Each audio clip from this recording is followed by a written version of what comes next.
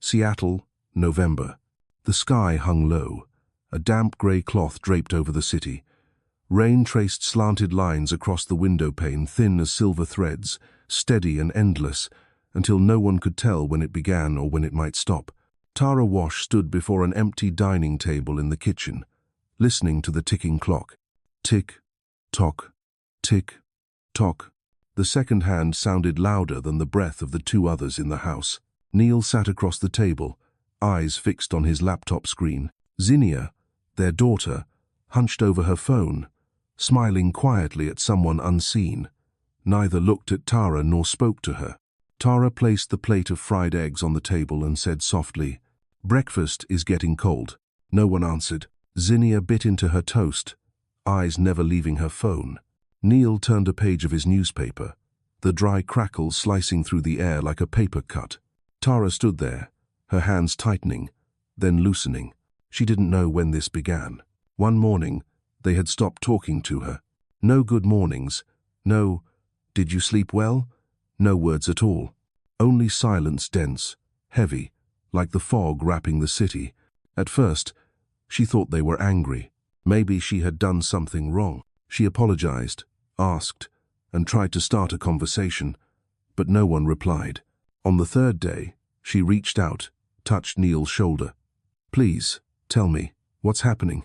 He only leaned away slightly and murmured, without looking at her, "Nothing, Tara," then turned away again. That night, Tara sat alone at the dining table, listening to the clink of cutlery from the kitchen. She cooked, they ate, they washed the dishes, they spoke to each other. She wasn't part of that conversation. She had vanished, not by dying, but by being erased from recognition. On the 10th night, she wrote in her journal, "They don't look at me anymore. I walk through this house like a ghost. I'm still alive, aren't I?" She tried cooking their favorite meal, mac and cheese, roasted chicken, and red wine. Neil ate in silence, neither praise nor complaint. Zinnia took her portion upstairs without a word. Tara sat before two empty chairs, the same chairs where once they laughed and talked about little things like the weather or the movies. Now only the rain tapped its rhythm on the window. By the 15th day, Tara started counting, not with a calendar, but with feeling. She marked tiny slashes in her notebook, one for each day survived. Like a prisoner tallying time. She wondered, is anyone else living like this in the world, erased from their own family's story? Then she laughed a soundless laugh, just breath. On the 20th day, she woke and saw Neil and Zinnia having breakfast together, laughing. That simple smile between them cut her like a knife, not because they were happy, but because they could be satisfied without her. She stood in the kitchen doorway watching them. In the dim Seattle morning, steam rose from their coffee. Zinnia's hair glowed warm brown. Neil's wristwatch, the one she had given him, caught the light. She realized she had become an outsider. On the 23rd night, Tara sat in the living room. She heard the shower running upstairs, Neil humming softly. Zinnia watched TV. Tara looked at the family photo on the wall, 3 smiling faces by Lake Union, years ago. Neil's eyes were once bright, Zinnia's arms around her mother's neck. That photograph belonged to someone else now, not her. She took it down, wiped off the dust, and then turned it face down. Not out of hatred, but because it hurt too much to look at people she loved who no longer loved her back. On the 25th day, she stepped out onto the porch. Rain fell lightly. She watched the drops run down the railing, listened to the city breathe. And she understood the scariest thing wasn't being left. It was living beside the people you love and still feeling lonely. On the 29th night, she dreamed of walking through an old market. People laughed, talked, exchanged flowers, but no one saw her. She tried to scream, "I'm here," but no sound came out. She woke in the dark, clutching the sheet, body cold. The next morning, she came down to the kitchen. Neil poured coffee, and Zinnia packed her bag. "Tara smiled. Have a good day, both of you." No one replied. She sat and ate alone. The toast was dry, the coffee cold, but her tears were hot. For the first time, she didn't try to hold them back. On the 30th night, she wrote, "Tomorrow will be the last day I wait. If they stay silent, I'll leave. No one needs to hear me say goodbye, but I'll say it, by going." The next morning, The 31st day. It was still raining. Seattle is still grey, still damp, still veiled in mist. But for Tara, today was different. She rose early, made breakfast not for them, but for herself, toasted 2 slices of bread, brewed black tea, and ate slowly. It was not good, but she hadn't eaten, waiting for someone's praise or company because it was her first meal. Neil came down, tightening his tie. He glanced at her, eyes blank. She asked quietly, "Would you like me to wash your jacket from yesterday?" He didn't answer. Zinnia appeared, spraying perfume, kissed her father's cheek, and grabbed her bag. Never looked at her mother. Tara stood and watched them walk out the door. She whispered, barely audible, "That's it." When the car engine faded outside, she went to the bedroom, pulled out an old suitcase, the brown one from their first vacation after marriage. She folded her clothes neatly and packed the essentials: coat, comb, notebook. She didn't take much. Didn't need to. Because everything that had mattered, love, respect, trust, had already been left behind over those 30 days. Before leaving, she stepped into the kitchen. Her wedding ring lay on the table, still gleaming despite the dim light. She took it off and placed it beside a sheet of paper. 4 words only. "I've waited enough." No tears, no anger, only silence this time. The silence she chose. She stepped out into the drizzle, suitcase in hand. The wheels scraped dry against the pavement. The road sloped downward. The wind from Elliott Bay brushed her face, cold and clean. With every step, she felt lighter, as if a skin that had been suffocating her finally began to breathe. She didn't look back. There was no need, because sometimes, to hear your voice again, you must walk away from the place that made you mute. As her figure faded down the street, the rain stopped. A weak light broke through the clouds, glinting off her wet hair and small but steady shoulders. A woman stepped out of silence, no one to see her go, yet it felt as if the whole world paused to watch. There are deaths without blood.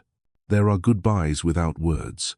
And sometimes, silence itself is the loudest farewell. Seattle, December. The rain no longer fell in drops, it hung in the air like heavy mist resting on her shoulders.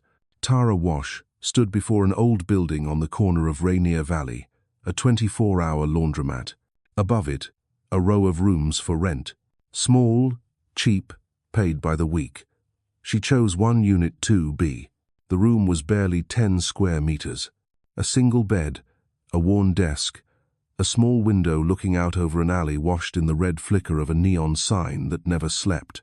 The smell of detergent drifted up from below, mixed with the steam, clean yet stifling, like the whole world was trying to scrub away something that would never come clean.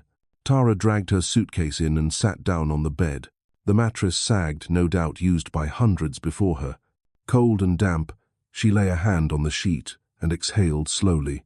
So I've really left, she thought. Not a thought anymore, but a truth.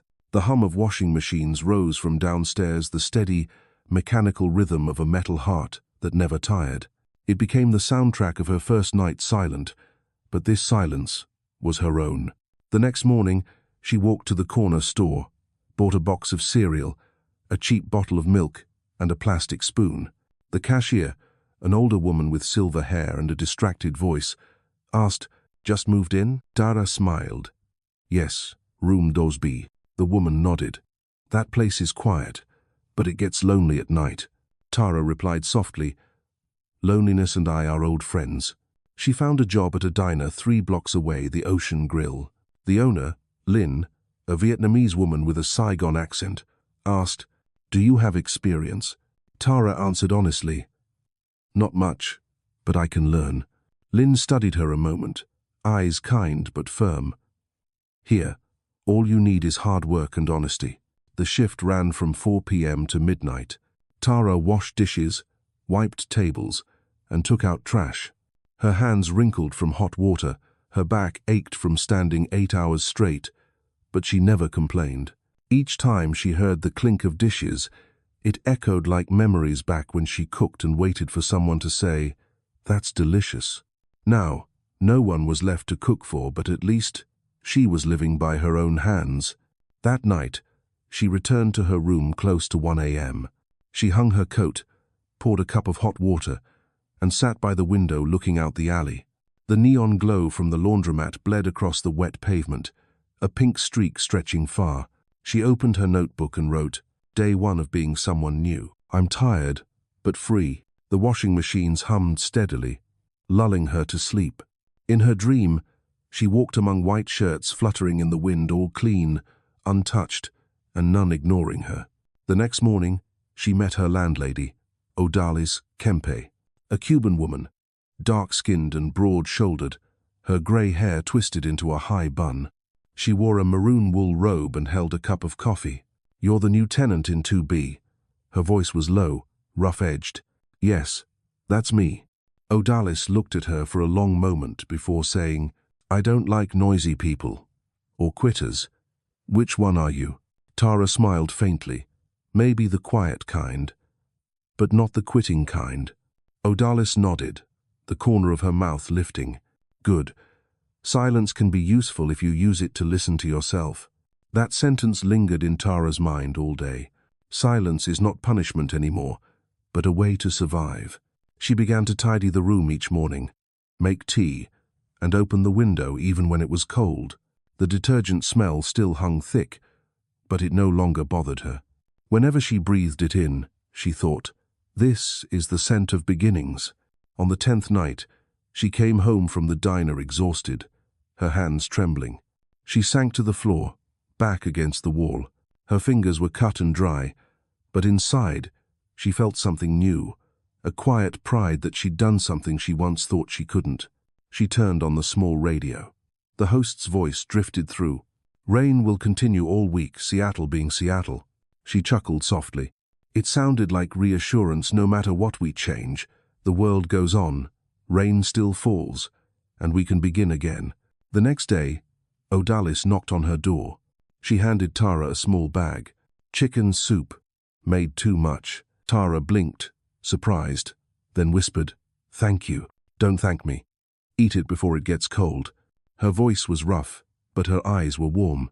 Tara ate in silence. The gentle aroma, the warmth sliding down her throat, a simple taste, but it made her want to cry. It was not good, but because someone had finally thought she might need warmth. The following morning, a note was taped to her door. Handwritten, slightly slanted letters. "You're not as alone as you think." Signed, OK. Odalis Kempe. Tara stared at the note for a long time. Then she laughed, honestly laughed. A soft, audible sound, like the first drop of rain after a drought. Days passed. She settled into a rhythm. Morning tea, afternoon work, night the hum of washing machines, steady as a heartbeat. Each day, she felt a little more seen, not by others, but by herself. One night, while she was washing dishes at the diner, Lynn came over. "Tara, I feel you've lived another life before this one. You wash dishes like you're scrubbing something off." Tara paused, staring into the sink. "Maybe I am," she said softly. "How long will you keep scrubbing?" "Until I'm clean enough to begin again." They both fell silent. Then Lynn placed a hand on her shoulder. "Then you're almost there." Back in her room, the heater filled the air with warmth that night. Tara looked at Odalis's note, which was still taped to the wall. Beside it, she wrote in pencil, "I know. I'm learning to be less alone." Outside, rain whispered against the metal roof. The air still smelled faintly of detergent, but now it carried the scent of survival. Tara closed her eyes, murmuring as if to herself or to someone listening from afar. Sometimes, the first kind of freedom doesn't come from someone opening the door for you.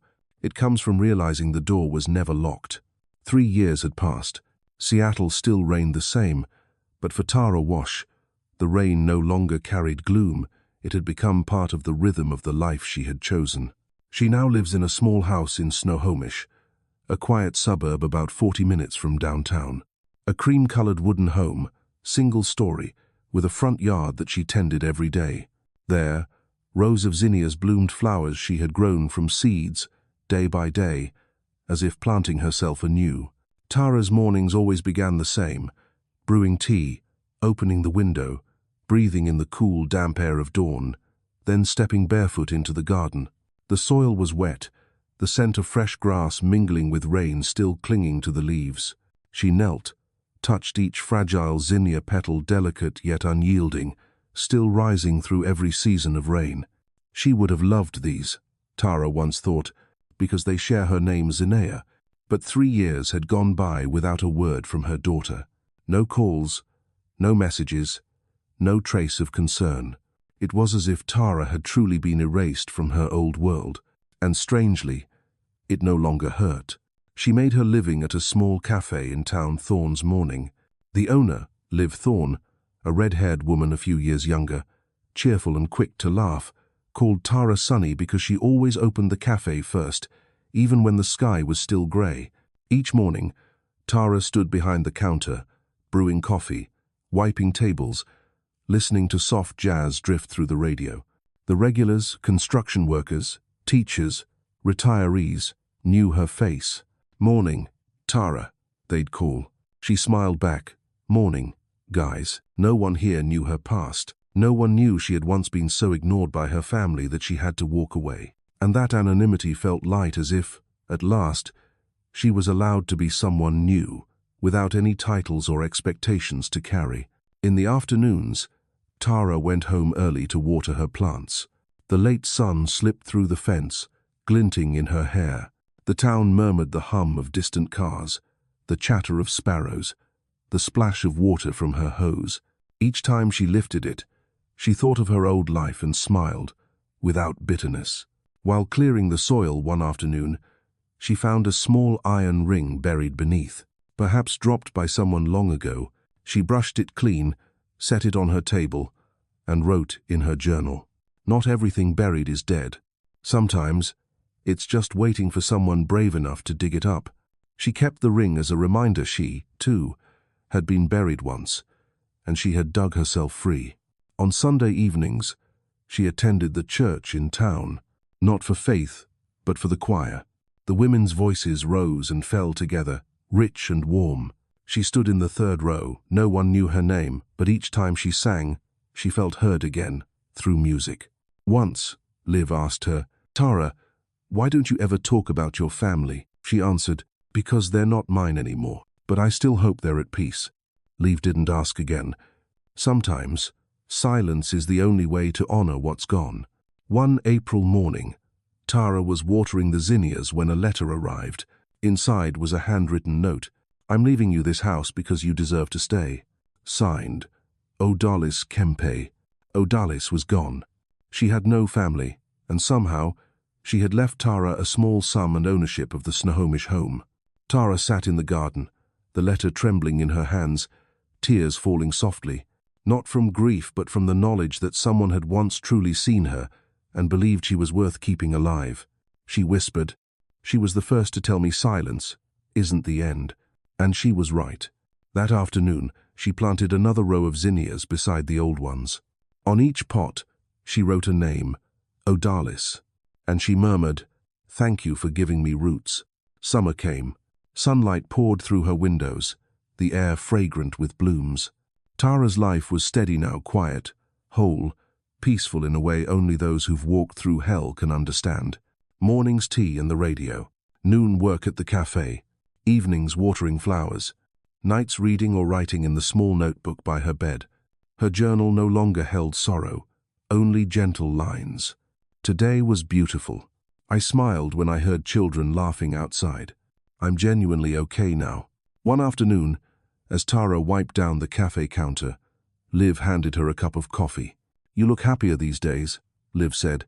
Tara replied, half joking, half true, "Maybe because I learned I don't need to be loved to live." Liv laughed. "Then you've already won." Tara smiled, her gaze soft as wind. Yes, she had won. Not against anyone, but against herself, the woman who once begged to be seen, now strong enough to look back at her past without trembling. One bright August morning, rare sunshine broke through the clouds. Tara entered the garden, sleeves rolled up, trimming the dry zinnia stems. Suddenly, the phone inside rang. She froze. It had been a long time since anyone had called. Liv only used the landline to swap shifts. She wiped her hands, stepped inside, and lifted the receiver. "Hello?" she said, her voice calm. Silence answered at first. Then a deep, rough voice achingly familiar. "Tara, it's me, Neil." She stood still, the phone tight in her hand, breath catching. His voice came again, low and uncertain. "Zinnia's getting married. She wants you to come." The room seemed to freeze. Tara looked out the window where her zinnias bloomed bright. The wind moved, and the sky was blue. She said nothing for a few seconds, then replied quietly, her tone steady and cold. "I don't think she does. Maybe it's you who wants me there." Silence again, only breathing on the other end. Tara continued, slowly. "It's been 5 years, Neil, and you're calling now to tell me I should return to where I disappeared." He whispered, voice trembling. "I just thought, maybe it's time." She cut in, "No, Neil, it's time I keep living." Then she hung up, gently. No tears, no anger, only a tired smile, and a long breath, the breath of someone who knows the past has come knocking, but no longer fears to answer. That night, Tara sat on the porch. The zinnias swayed in the wind. She looked up at the sky, filled with stars, and whispered, "Some flowers bloom once and fade, but some, they bloom again after the storm." Then she closed her eyes, listening to the night breathe around her. Peace still held her, but deep down, she knew the tide was turning again, carrying the voice that once broke her. Seattle, autumn 5 years after Tara left. The rain still came, but lightly now, just enough to wet the hair, not enough to make anyone shiver. In a small boutique in downtown Snohomish, Tara stood before the mirror. She wore a long, wine-colored silk dress, soft fabric tracing her shape, the neckline low enough to suggest confidence without needing to prove it. Warm yellow light fell over her fair skin, her face marked by the quiet grace of someone who had lived intensely. The saleswoman, a sharp-smiled black woman in her 50s, tilted her head and said, "This isn't just a dress, honey. It's for the ones who once lost and now want to win without fighting." Tara smiled softly. "You think it suits me?" The woman laughed. "It doesn't suit you, it belongs to you." Tara nodded, looking at her reflection one last time. The sadness had gone from her eyes, leaving only depth. The fine lines at their corners didn't diminish her beauty, they made it real. The kind of truth no makeup could imitate. She bought the dress, boxed it neatly, and stepped outside. The sky was pale gray, the wind carrying the scent of damp leaves and rain. On the drive home, she stopped by a roadside cafe, ordered a latte, and sat by the window. She opened her notebook. On the last page, a line she'd written months ago. "If the past ever calls, listen, but don't forget, you don't live there anymore." Tara stared at the words for a long time. She didn't write anything new. She just placed her hand on the page, as if touching the woman she once was. That night, on the eve of the wedding, she couldn't sleep. Not from nerves, but from the strange stillness inside her, a mix of calm, tremor, and quiet anticipation. She brewed tea, opened the window, and looked at her garden. Moonlight touched the rows of zinnias, their petals trembling softly in the breeze, as if waving to her. She whispered, "Tomorrow, I'll see you again, Zinnia." No one answered, only the murmuring night. But she knew somewhere in the world, an invisible thread still connected them, a thread once pulled so tight it snapped, now waiting to be tied again. The next morning, Tara drove to Bellevue. The wedding was held in an affluent neighborhood east of Seattle. Rain misted against the windshield. The windows fogged slightly. On the passenger seat lay the boxed dress and a wedding invitation written not by Zinnia, but by Neil. "Zinnia and Casper invite you to celebrate their wedding." "No, Mum, only Tara Wash." She looked at the letters and smiled faintly. "They still don't know how to say my name." When she parked outside the venue, she turned off the engine and sat still. A valet approached, opening her door with a polite smile. "Welcome, ma'am." "Thank you," she replied quietly. No one there knew who she was. They saw only a poised woman, elegant, self-assured, walking into a glittering wedding hall. Inside, chandeliers shimmered above white roses and crystal glasses. Soft classical music played. Laughter and toasts floated through the air. Tara moved through the crowd like still water unseen, until Neil Jensen turned. Their eyes met. He froze. The wineglass slipped from his hand and shattered. the sound slicing through the music like thunder. Conversations halted. Guests turned. Neil stood trembling, color drained from his face, staring at Tara as if seeing a ghost. And Tara stood there, calm, silent. "Hello, Neil," she said quietly, her voice steady, neither cold nor warm, only faithful. The room seemed to hold its breath. The music continued faintly, as if from another world. Neil took half a step back, fingers tightening. Tara didn't move. The chandelier light caught the sheen of her wine-colored dress, making her appear like a flame amid all the white. You came," he stammered, voice cracking. "I was invited," Tara replied lightly. Whispers stirred among the guests. Some recognized her, the vanished wife, the story no one dared to mention. Neil swallowed hard. "Tara, I didn't think you'd actually come." "You called me," she said. "I came to see if silence ever taught you anything." He gave a crooked smile. "You're still the same." "No, Neil, I'm not. Before, I came out of love. Today, I came because I'm not afraid anymore." Her words fell between them like the sigh of an entire life. When the ceremony began, Tara took a seat in the last row. The music swelled again. Laughter returned, but glances still darted toward her. The woman no one expected to see. Then the doors at the far end opened. Zinnia appeared in her white gown, glowing. She smiled until her gaze swept across the crowd and landed on the back row. On her mother. Her steps faltered. The room froze. Her smile vanished. Her lips parted. "Mom," she whispered. Heads turned. Neil's jaw clenched. His hands tightened. Tara didn't move. She only looked at her daughter without accusation, without pleading. Only the gaze of a woman who had endured everything now stood as proof that she had survived. Tears shimmered in Zinnia's eyes. Casper, the groom, leaned close. "What's wrong?" She shook her head, unable to speak. A ripple of whispers spread across the hall. Who is that woman?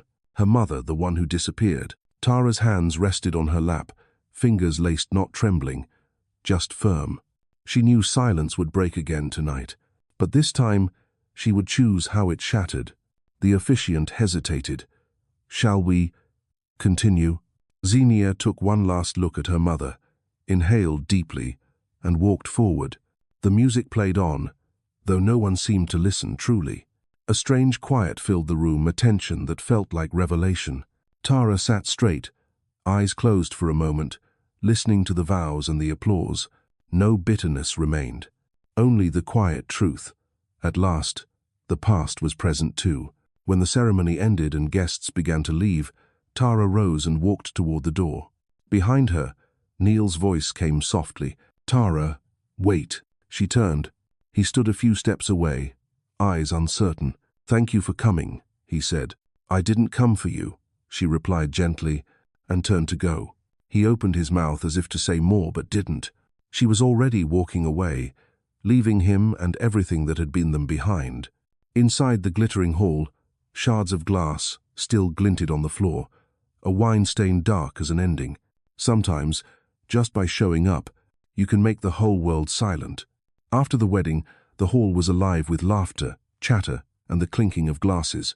Yet amid all that noise, there was still a pocket of quiet around Tara Wash, the woman in the wine-colored dress standing alone in a corner, like a shadow that didn't quite belong. The warm light reflected off her brown hair, her face calm, eyes fixed on the rain beyond the window. Outside, Seattle drizzled softly, the kind of rain that made no sound, only shimmered under streetlight. Not far away, Zinnia stood in her white wedding gown, holding a glass of champagne she hadn't touched. Since the ceremony began, her eyes had been drawn to her mother, pulled toward her, unable to look away. Every time their eyes met, her heart thudded faster, memories surging like waves breaking inside her chest. She remembered the nights when she was 18, her mother waiting in the kitchen, asking her father gentle questions that met only silence. She remembered feeling sorry for her once. Then, because her father had said, "Don't get involved in grown-up things," she chose to be silent too. She remembered the sound of the door slamming the night her mother left, and the foolish relief that followed. Finally, peace. Now, in the swell of music and laughter, Seeing her mother standing there silent, steady, beautiful in her solitude, Zinea felt the weight of her own heartbeat. Neil approached Tara, wineglass trembling in his hand, a strained smile on his lips. "Tara, could we talk for a moment?" She didn't turn to him. "I think you said enough 5 years ago." He drew a breath. "I didn't know you'd come. But, thank you. It means a lot. She'll be happy." Tara turned then, her gaze sharp as glass. "Happy? You think I came here to make her happy? I came to see if you've learned how to feel shame." Neil froze. The air between them thickened. A few nearby guests began whispering. His ex-wife. "They're talking." Tara gave a small, measured smile. "Do you remember the 31 days of silence, Neil? 31 days living under the same roof, cooking, cleaning, breathing, and neither of you looked me in the eye?" He opened his mouth, but no words came. She stepped closer, voice low, cutting through the hum of the room. "You didn't ask where I was going the day I left, because in your heart, I was already dead." Neil closed his eyes, his face ashen. Across the room, Zinea saw everything, her body frozen in place. She wanted to move, to speak, but her feet felt anchored. For years, she'd built a wall inside herself, a quiet fence to keep her mother's memory out. Now that the wall was cracking splinter by splinter, through each glance, each word, each truth unsaid, the music shifted to "Can't Help Falling in Love."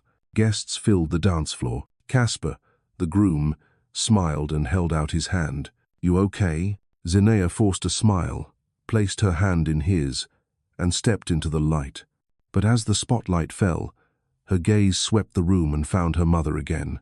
Tara stood still, fingertips resting on her glass, eyes calm but deep. No anger, no reproach, just a sorrow still and vast as the sea. Zinea's throat tightened. She stumbled, missing a step. Casper leaned in. "What is it?" She shook her head, tears gathering fast. The music swelled around her. Laughter rippled through the crowd. But all she could hear was one voice inside. "Mom, what did I do to you?" She let go of Casper's hand and stepped back. The music played on, the guests still smiling, but her world had gone silent. She could only see her mother still, radiant, beautiful like a healed scar. Her knees buckled. The glass slipped from her hand and shattered. The hall froze. Casper rushed to her side. "Zinea, what's wrong?" But she didn't look at him. Her eyes locked on Tara, tears streaming. Her voice broke as she whispered, trembling, "Mum, I'm sorry." A collective hush swept the room. Someone gasped. Someone dropped a spoon. Tara didn't move. She looked at her daughter not with anger, but with the gaze of someone who had waited 5 years for this moment. Zinea fell to her knees, beneath the chandeliers, the half-finished music trembling in the air. Her voice rose, cracking. "I'm sorry, Mom, for the silence, for watching you beg and turning away, for letting them make you disappear as if you never existed." The words tore through the hall like thunder. Guests stopped eating, stopped talking, even stopped breathing. Neil stood pale, eyes wide with panic. Zinea wept, mascara running down her face. I thought silence meant loyalty, but it was betrayal. A few women in the crowd began to cry. Casper reached out to hold her, but she pushed his hand away, sobbing harder. "Forgive me, Mom. I didn't know. I didn't know you were dying every day. I didn't call you Mom." Tara began to walk toward her. The room was so still that every click of her heels echoed like a heartbeat. Neil stepped back, afraid to breathe. Tara stopped in front of her daughter. Everyone waited for words of forgiveness, of blame, of closure, but Tara said nothing. She only knelt, brushed a trembling thumb along her daughter's wet cheek, and whispered, "It's all right, Zinea. Now you can finally hear your own voice." Zinea broke down, burying her face in her mother's embrace, as the hall fell utterly silent. No music, no chatter, only the sound of 2 women weeping. One once erased. One is trying to atone through tears. Neil sank to his knees, head in his hands. His voice came out cracked, barely human. "What have I done?" No one answered. No one needed to. The truth was already there in his eyes, in the ruin of his silence. Tara looked at him once more. No hatred, no love, just the calm of a woman who knew that, at last, the silence had broken and no one could ever hide behind it again. When silence shatters, it's not just the buried words that are heard, but the souls that were lost to them. No one spoke a word. The wedding music had stopped, but the chandeliers still shimmered above, scattering light across the floor where Zinea knelt, her white gown fanned out like a pool of silk, her tears falling like rain. In that lavish room, everyone knew something irreversible had just happened. Caspar stood beside her, helpless, not understanding, only seeing his bride breaking before his eyes. Neil still knelt a few feet away, hands trembling, lips moving soundlessly, as if searching for a sentence he hadn't dared to say in 5 years. Tara stood motionless. She didn't cry or smile. Her face was calm as deep water. The chandelier light shimmered on her skin, and it felt as though they were looking at a woman who had walked through fire and come out standing. Zinea sobbed, voice shaking, breaking through the stunned stillness. "Mom, I'm sorry. I erased you from my life. I didn't know that when I turned away, I was killing you day by day." A woman nearby lifted her hand to her mouth. Soft sobs rippled through the hall. Everyone held their breath. Tara knelt, meeting her daughter's eyes. Her hand rested gently on the girl's shoulder. Her voice was tender, but unwavering. "No, Zinea, you didn't kill me. You only made me learn how to survive." The words left her lips softly like breath, but carried through the entire room. A new kind of silence settled, one no longer cold, but heavy with realization. Neil bowed his head, clutching his hair. "Oh God," he whispered, voice breaking. "Jesus, what have I done?" Zinea turned to him, tears streaming. "Dad, you told me not to get involved in adult things. I listened, and now I see you made me your accomplice." Guests began to rise from their seats, quiet, reverent. No one took photos. No one dared to smile. They knew they were witnessing something real, something life rarely allows. Truth, raw and unguarded. Neil's lips trembled. He tried to speak, but the words came out fractured. Tara looked at him not with resentment, but with a calm, aching sorrow. "Do you remember, Neil? You once said, 'Silence is the best way not to hurt each other.' But you never realized, silence cuts the deepest." He shook, voice barely audible. I'm sorry. I didn't know what to do when everything fell apart." Tara nodded slowly. "Not knowing," she said, "doesn't give you the right to make someone disappear." Just then, a cold draft swept through the open door. Rain began to fall again, soft and steady, as if the city was mourning them. Tara turned to her daughter. "Zinea, stand up. I've already spent 31 days kneeling in that house. Today, none of us needs to kneel anymore." Zinea froze. Then, trembling, she rose to her feet, clutching the folds of her gown. Her face was streaked with tears, but her eyes shone with something new clarity. Tara rose beside her, took her hand, and turned to the silent crowd. "This is my daughter, and this is the person I lost. But today, I found her again." No applause came, only tears, quiet, shimmering, full of reverence, because everyone understood what they were seeing. Forgiveness doesn't come from strength. It comes from those who have fallen and still find the courage to face their wounds. The reception faded. Flowers wilted. Wine cooled. Guests slipped away into the rain. Tara stood on the porch, watching the lights dim behind her. Inside, Zinea was held by Caspar. Neil sat alone, hollow, eyed, like a man who had lost his soul.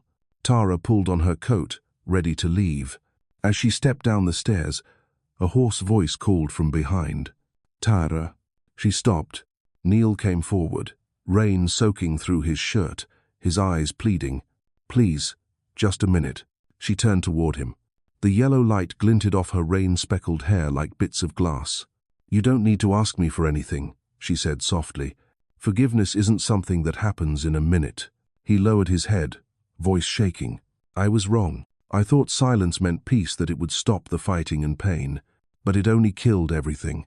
Tara smiled faintly, so sadly it could make the sky cry. "Silence doesn't kill, Neil. Cowardice does." He looked up, eyes full of tears. "I know, but it's too late now." She nodded. "Yes, too late, but still early enough for you to learn how to speak." She turned to leave, but Neil reached for her hand. "Please, just tell me, Can you forgive me? Tara looked at him for a long time. The rain shimmered in her eyes, silver and sharp. Forgive you, she whispered. Do you know what I had to learn these past 5 years, Neil? I had to learn to talk again alone. I had to learn to hear my voice because no one else would listen. Forgiveness isn't forgetting. It's remembering without pain. He let go of her hand. She stepped away, her voice a whisper carried by the rain. I've already forgiven, but not for you. For me. Neil fell to his knees, hands to the ground, weeping like a child. Tara walked on, small, graceful, proud, her figure dissolving into the rain. Behind her, Zinea ran to the doorway, calling out, Mom, can I come find you? Tara didn't turn. She only raised her hand, a quiet wave through the rain. A wordless yes. Then she kept walking, toward the dim light of the road leading back to Snohomish. There's no confession too late. As long as someone dares to speak, silence will never win. 3 days after the wedding, Seattle was still raining. A slow, steady drizzle, like the long sigh of a city that never truly dried. Tara Wash sat in a small cafe on 4th Avenue, where she had once worked. Before she sat, a cup of cappuccino had gone cold, and a thin envelope had arrived that morning. The handwriting was familiar. She didn't have to open it to know who it was from. She rested her hand over it. Silent. I need to see you. Just once.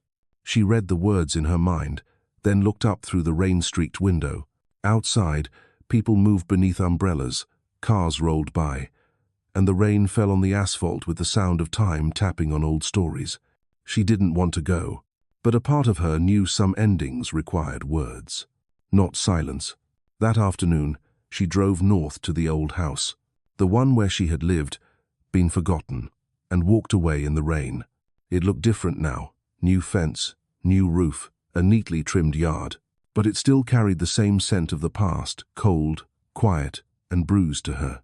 Neil stood by the front door, hands in his pockets, shoulders bent. His hair was graying, his face drawn and pale, his eyes hollow. When Tara approached, he said quietly, I wasn't sure you'd come. Neither was I, she replied. They looked at each other. Between them stood the same door that had slammed shut 5 years before, now left ajar, waiting for something unnamed. He led her inside. The house was clean, but empty. No family photos, no laughter, no trace of anyone else. Everything felt preserved, tidy, in a way that only grief can be. Tara stood in the living room, gazing at the wooden table where she had once placed breakfast and her wedding ring, beside a note that read only 4 words. I've waited enough. Neil's voice cracked behind her. I left everything just as you did. I know, she said softly. You wanted me to see that? It's too late, Neil. He stepped back, afraid his nearness might break her all over again. Tara, I didn't ask you here to defend myself. I just wanted to say, I was wrong. She said nothing.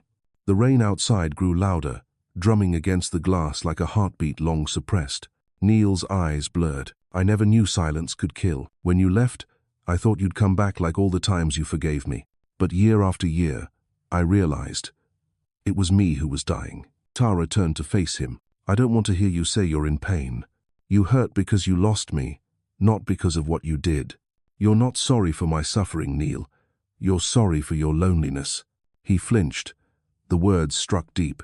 She stepped closer, her voice low but steady. Do you remember those 31 days? I cooked. I cleaned. I waited for a word, just one word, and you chose not to speak. Tears spilled from his eyes. I thought if I stayed quiet, it would keep the peace. No, she said. You stayed quiet because it was easier than facing what you'd done. Tara looked out the window. The rain poured over the old garden. The roses he once planted were still broken and wilted. Her voice softened, almost a whisper.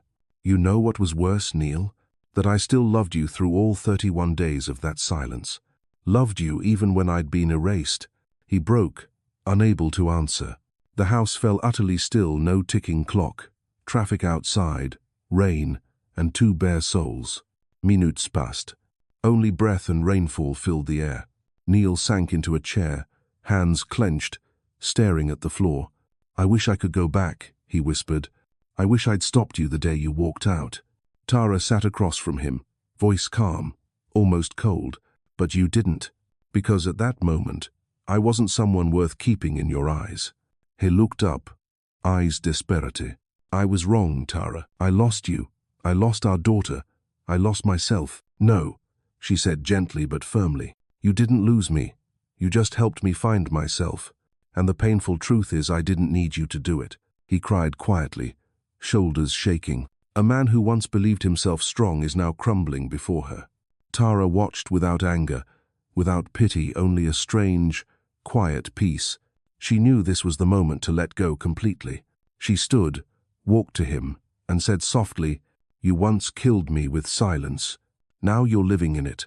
That's justice, Neil." He trembled, looked up. "Please, Tara, just tell me you forgive me." She held his gaze for a long time. A single tear slid down her cheek, but her voice didn't waver. "Forgiveness isn't a key you use to open a door, Neil. It's the door I walk through to leave." He fell to his knees, face buried in his hands, sobbing. The man who once made her mute was now crying at her feet. It should have felt like victory. It didn't. It only felt finished. Her voice came gently, like wind slipping through a cracked window. "I don't need you to kneel. I need you to admit to yourself that you were wrong. Not for me, but for who you became." Neil lifted his head, eyes red. "I was wrong, because I was a coward." "Yes," Tara said, "but at least today, you said it out loud." She turned toward the door. Her footsteps were light, final. Before stepping outside, she paused and spoke without looking back. "I don't need you to remember me. I need you never to make someone disappear like you did to me." The door closed. The rain filled the silence, then slowly receded into the distance. Neil sat alone in the empty house, his tears blending with the sound of the storm. Tara drove away. She lowered the window, letting the wind in. Seattle's sky hung heavy with clouds, but she felt light, not because the pain was gone, but because it finally had a place to rest. She turned on the radio. The host's voice was low, warm. "Sometimes forgiveness doesn't heal the wound. It only lets you touch it without fear." Tara smiled faintly, eyes on the road ahead. The rain still fell, but she was no longer cold. There are conversations that need no listener, only a voice brave enough to be spoken. And sometimes, that alone is a kind of farewell. Snohomish. Autumn. After her final meeting with Neil, Tara Wash returned to her small house. The sky was clear, a pale gold sunlight spreading over the zinnia beds by the porch. The flowers swayed gently in the wind, like a quiet welcome home after a long journey. She brewed a pot of tea, opened the window, and let the scent of soil, blossoms, and sunlight drift in. No more suffocating silence, no more ghosts of the past, only calm, a peace that came not from anyone else, but from having walked her own road to the end. While watering the garden that afternoon, Tara heard a car pull up at the gate. The sound made her pause. Her heart quickened not from fear, but from knowing. She stepped onto the porch. A young woman got out of the car. Sunlight fell across her face, long brown hair, eyes filled with worry and hesitation. Tina Jensen. They looked at each other for a long time. 5 years of silence, 5 years apart, now separated only by a few steps of earth. The breeze stirred the zinnia leaves. One petal drifted down, landing near the daughter's shoe. Zinaya's voice trembled. I didn't know if you'd want to see me." Tara didn't answer right away. She just looked at her, no anger, no softness, only the stillness of someone who'd learned to see everything through quiet truth. "I've always wanted to see you," Tara said slowly. "I didn't know if you were ready to see me." Zinnia lowered her head, tears spilling down her cheeks. "I'm ready, at least for today." She walked through the gate, step by step. Tara didn't move. She let her daughter come close enough to hear each other's breath. "Mère, consiloi?" The simple words broke through years of distance. To Tara, they felt like wind sweeping across an old, buried life. She smiled gently. "Sorry doesn't bring me back to life, but it might help you start living." Zinnia burst into tears and fell into her mother's arms. Tara stood still for a moment, then wrapped her arms around her, their first embrace in 5 years, trembling, but real. They both cried, but not from despair. They cried because they could finally see each other again. Evening settled slowly. They sat on the porch steps, tea growing cold beside them. sunlight fading into gold. Zinnia began to speak. After the wedding, I couldn't sleep. I saw you in my head, saw those dinners when I said nothing. I realized I'd become a smaller version of Dad. Tara listened without interrupting. She knew this wasn't the time for judgment, but for listening, the very thing Neil had never done. "Mom," Zinnia said hoarsely, do you hate me?" Tara shook her head. "No. I hate when we weren't brave enough to look at each other." She turned to her daughter, voice calm, words laid down as if by heart. "You don't need to make amends. You need to live differently. Never let anyone, even yourself, make another person feel invisible." Zinnia looked at her mother, eyes full of sorrow and gratitude. She took Tara's hand. "I'll learn that. From you." That night, Tara cooked simple food: chicken soup, toasted bread, and herbal tea. Zinnia sat in the kitchen, watching her mother move slow, deliberate, serene, the kind of steadiness only those who have lost everything can carry. "I remember this smell," Zinnia said, her throat tight. "You used to make this on rainy nights." Tara smiled. "Yes. And you'd always say, 'More salt, Mom.'" They both laughed, a small laugh, but their first real one in years. It filled the kitchen, drifted out to the porch, mingling with the night wind and the hum of crickets. After dinner, Zinnia helped wash the dishes. Warm water ran over their hands, and clinking plates sounded soft and steady. "Mom," she asked, "did you ever regret leaving?" Tara dried her hands and leaned against the counter, her gaze distant. "No. Leaving was the bravest thing I ever did. If I'd stayed, you would have grown up believing that silence is a way to love." Zinnia froze. The words pierced her, but it was the kind of pain that awakens. "Mum." "Yes? I want to stay here. For a while. Is that okay?" Tara looked at her, surprised, then smiled. "Of course.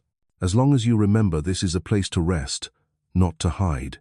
Zinnia nodded, understanding. Night fell. Mother and daughter sat on the porch, each with a cup of tea. The moon was pale, the air cool, the scent of zinnia lingering. Zinnia rested her head on her mother's shoulder, whispering, "I'm afraid I'll disappoint you again." "I used to be afraid of that too," Tara said, "but fear never stopped love. And love is the only thing that makes us try again." They stayed that way a long while, not speaking, letting the wind and the flowers fill the spaces where silence used to live. Before bed, Tara went to her room, took out an old notebook, and placed it on her daughter's nightstand. On the first page, written in blue ink, "If one day you feel yourself disappearing, reread this. You are still here, and someone, somewhere, will always want you to come home." She closed the door gently, standing in the hallway, watching the light under her daughter's door. The house was no longer silent. There was breathing, movement, life. Tara whispered to herself, "At last, silence has a sound." No mother is perfect. No child goes through life without wounding her. But some reunions teach both how to love again, with hearts that have finally healed. Snohomish. March. Spring arrived slowly.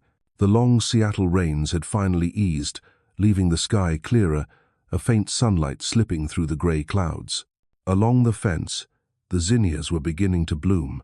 Tara Wash woke at 6. The same old ritual: brewing tea, opening the window, letting the cold air in. But this morning was different. She wasn't alone anymore. From the living room came a voice. "Mom, I'm going for a walk around the neighborhood." Tara smiled, answering from the kitchen, "Go ahead, but take your coat." She heard the front door open, the soft thud of shoes on wood, and the whisper of wind as Zinnia stepped outside. Tara's smile lingered gentle, unforced, the smile of a mother who once thought she'd lost her child forever. She poured a second cup of tea and set it on the table where her daughter liked to sit and read each morning. Sunlight filtered through the curtain, casting golden squares across the wood. On the table lay Tara's notebook, a pen, a few specks of dust, and a folded piece of paper. She recognized the handwriting instantly. Black ink, slightly slanted, careful but trembling. Zinnia's. Tara unfolded it and read, "Mom, I don't know how to begin. For years, I tried to pretend you didn't exist, because admitting you did meant admitting I was wrong. Now I know. Silence can be a sin, too. I can't undo what I did, but I can start over by listening and truly listening. Thank you for still being here, even when none of us deserved your patience. I love you. Tsinaya. She read it twice. Every word, every line of ink, felt like a needle stitching the torn places in her heart, carefully, patiently, without haste. A tear slipped down, blurring the words, "Thank you, Mom." Tara wiped it away, folded the note again, and pressed it to her chest. "You've heard it now," she whispered. "So I can be silent again, but this time, it's the silence of peace." That afternoon, Zinaya returned from her walk, hair damp with dew, cheeks flushed pink. In her hand was a small bouquet of zinnias, bright and varied in color. She placed it on the table and said softly, "The florist told me zinnias mean remembrance and loyalty." Tara chuckled. "Yes, I know. But to me they mean something else." "What's that?" "Return." They exchanged a long look. No more words were needed. Something had truly been restored between them, not through apology, but time, light, and presence. That evening, Tara wrote in her journal, a habit she had never broken. She sat by the window, the lamp glowing softly, steam rising from her teacup. Outside, a faint drizzle began again, as if the city was whispering good night. She wrote, "It's been 5 years since I left.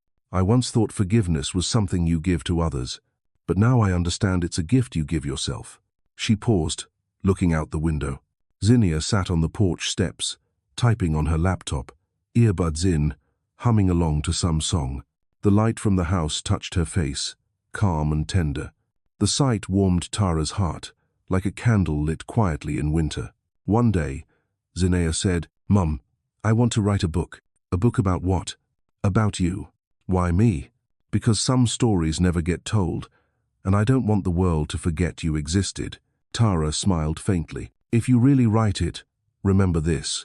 I'm not a victim, Zinaya. I just chose to walk away when no one would listen anymore." Zinaya's eyes shimmered. "That's exactly why I want to tell it." May came with clear skies. One morning, Tara opened the window and breathed deeply. The air was crisp, fragrant with new grass, and the sound of birds was bright in the distance. In the mailbox, she found a small envelope. It was from Neil. Just a few lines, no pleading, no excuses. "Tara, thank you for letting me keep living. I don't ask for forgiveness, but I will teach our daughter how to speak, so no one else ever has to live in silence again. Neil." Tara folded the letter and placed it in a wooden box where she kept the things that once hurt her, not to forget, but to remember that they were finished. That evening, she and Zinaya sat on the porch, watching the sunset turn the fields gold. Tara said quietly, "Happiness doesn't come to those who've never been hurt. It comes to those who open their hearts again after being hurt." Zinnia rested her head on her mother's shoulder and whispered, "I think you're proof of that." Tara smiled, her gaze far away. The evening breeze drifted past, carrying the scent of flowers and the distant ringing of church bells. That night, Tara stood in the garden, looking at the zinnias under moonlight. She closed her eyes, let the wind brush against her face, and thought, clear and steady, "At last, I've returned not to them, but to myself." Dawn doesn't arrive all at once. It slips in like an old friend, gently pulling us out of the dark, reminding us that there is always light, even after the longest storm. July, Seattle blazed with sunlight. The sky was a mirror, the air sharp with the salt of Elliott Bay. On the quiet road in Snohomish, Tara Wash's zinnias were in full bloom, each petal radiant. Impossible to believe they had once sprung from cold and barren soil. Tara rose early. She wore a white shirt, faded jeans, and carried a watering can. The water fell in thin arcs, glittering in the morning light, each drop a small pulse of life. From the porch, Zinaya watched her mother with a cup of coffee in hand. "I've never seen you this peaceful, Mom," she said softly. Tara turned, squinting into the sun, smiling. "Maybe because I'm not afraid anymore." "Afraid of what?" "Of loving, of losing, of silence, of myself." She set the watering can down, wiped her brow, and looked over the rows of flowers. "Once, I thought that if no one saw me, I would disappear," she said quietly. "But now I know I exist, even when unseen." Zinnia stepped closer and wrapped her arms around her mother from behind. "You know," she murmured, "when I started writing that book about you, I called it The Woman Who Walked Out of Silence." Tara laughed, voice husky and warm. "That's not bad, but if it were up to me, I'd call it The Woman Who No Longer Fears Fire." "Fire?" "Yes, because I once burned in it, but it was the same fire that made me shine." Tara and Zinnia went to the town's farmer's market that afternoon. They bought vegetables and fresh bread and stopped by Thorn's Morning, the cafe where Tara had once worked. Liv, the owner, rushed out and threw her arms around her. "Lord, Tara, I thought you'd vanished again." Tara smiled, hugging her back. "Not running anymore," she said lightly. They sat and talked about the old days. Liv studied her for a moment. "When you first came here, you looked lost. Now, you look like someone who finally found her way." Tara smiled, half teasing, half true. "Maybe the road didn't take me anywhere new. It just circled back so I could find myself." Zinnia sat beside them, quiet, watching. To her, the woman who had once been fragile now glowed with a steady light, one that no age, no pain, could ever dim. That evening, Tara walked alone along the small river behind her house. The surface was smooth, reflecting a lavender sky streaked with pink clouds. She stopped, bent down, picked up a stone, and tossed it into the water. The sound plunk was clean, final. "I've come so far," she thought. Far from those silent nights, from questions unanswered, from the fear of being forgotten. She inhaled deeply. The scent of water, earth, and air mingled together. Everything felt simple, so simple it was perfect. One summer morning, Tara sat by the window and wrote a letter to herself, something she had never done before. Her handwriting was round and steady. "Dear Tara, thank you for not dying when others wished you gone. Thank you for leaving, even when they called it weakness. Thank you for learning when to be silent and when to speak. You have lived, and that is beautiful enough to be remembered. With love, from yourself." She closed the notebook and smiled, a smile that didn't need to be seen. That afternoon, Neil Jensen appeared.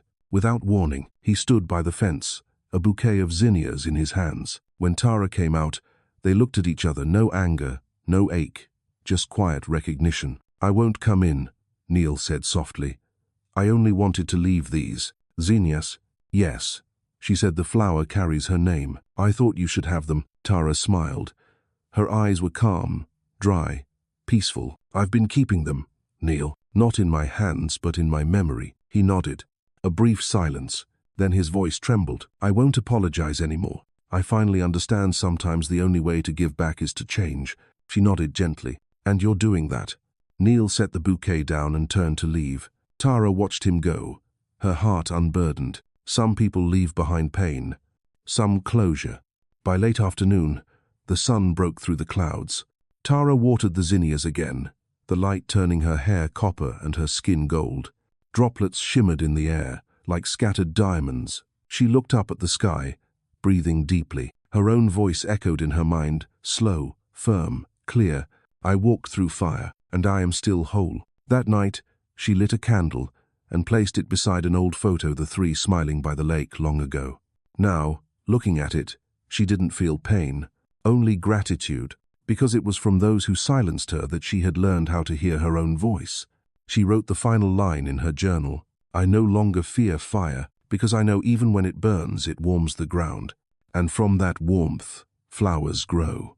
The next morning, Zinnia woke to find her mother in the garden, watering the zinnias.